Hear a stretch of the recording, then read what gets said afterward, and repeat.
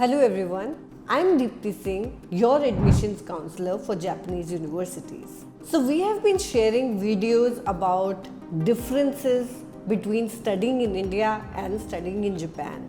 In our last video, we spoke about the differences in the course and the curriculum, and in this video, we will be covering the differences in the admission process in both the countries. So stay tuned and watch the video till the end.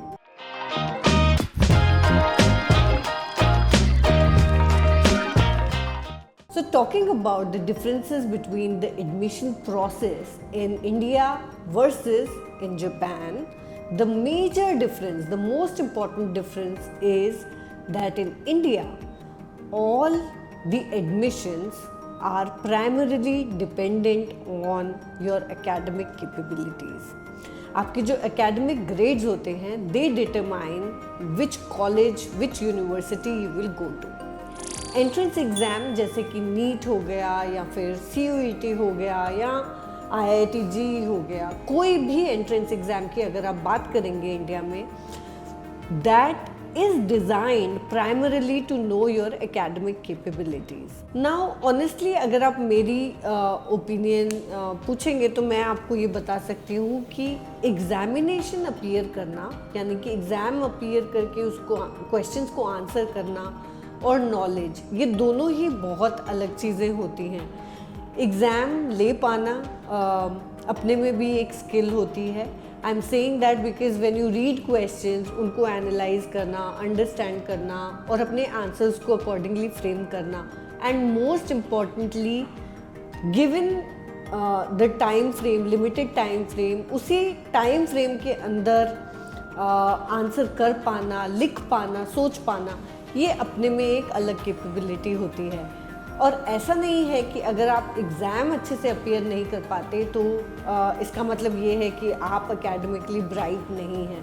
Now that is my opinion and it is also based on my own experience. मेरे को exam appear करने में काफ़ी problem आती थी क्योंकि I am a slow thinker and a slow reader. So मुझे ज़्यादातर क्वेश्चन पेपर कंप्लीट करने में काफ़ी प्रॉब्लम आती थी. मेरे ज़्यादातर क्वेश्चन छूट ही जाते थे एंड में. I could never complete my question paper. ये जो कॉम्पिटिटिव एग्ज़ाम्स होते हैं, इनका स्ट्रक्चर ऐसा होता है कि अगर आप क्वेश्चन पेपर कंप्लीट नहीं आंसर कर रहे हैं तो trust me, your chances of clearing that exam are negligible. So having said that, ज़रूरी नहीं है कि अगर आप एग्ज़ाम में अच्छा नहीं कर रहे तो इसका मतलब ये है कि आप एकेडमिकली चैलेंज्ड हैं या फिर इनकेपेबल हैं. इसीलिए मुझे जो ये सिस्टम है बहुत लिमिटेड लगता है.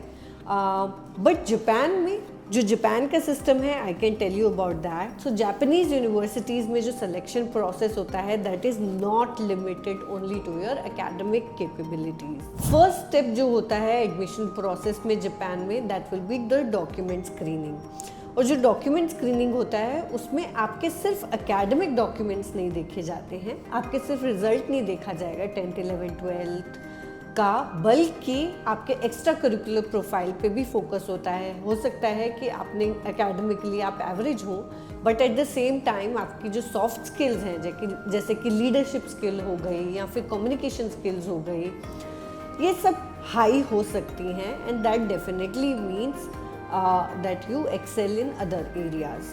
सो इन डॉक्यूमेंट्स के साथ में आपको मौका मिलता है SOP सबमिट करने का, स्टेटमेंट ऑफ पर्पस. सो इस स्टेटमेंट ऑफ पर्पस में भी आपके पास एक अपॉर्चुनिटी होती है that you can talk about why you are choosing that course, why you want to study that, what is your motivation, what is your vision for your life and your career. आप अपने goals के बारे में, अपने passion के बारे में बात कर सकते हैं. इंडिया में कोई फ़र्क नहीं पड़ता किसी को भी कि आपका पैशन क्या है, आप वो कोर्स क्यों पढ़ना चाहते हैं. As long as you get those grades and you clear the entrance exam, you are in, and vice versa. Coming to Japan, document screening हो गई हमारी, which will include academic documents as well as extracurricular profile. इसके अलावा जो next step है after document screening in some universities can be an exam.